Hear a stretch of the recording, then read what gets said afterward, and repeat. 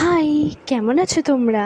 আমার তো ভিডিও করতে করতে এত জমে গেছে যে কোনটা ছেড়ে কোনটা দেবো এখন বুঝেই পাচ্ছি না।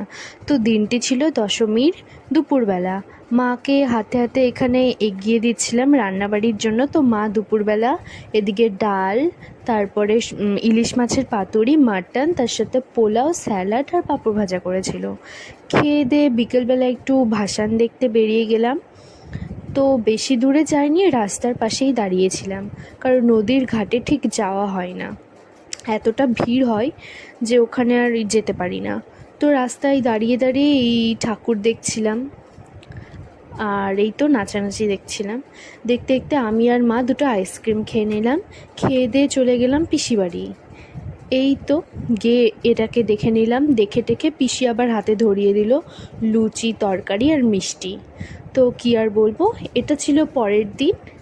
চলে গেছিলাম বিজয়া করতে, আর বিজয়ায় যাব হাতে মিষ্টি হবে না সেটা তো হতেই পারে না। তো গিয়ে একটু টেস্টও করে নিয়েছিলাম। আর কোথায় যাচ্ছি বলছি গেছিলাম জেঠুর বাড়িতে।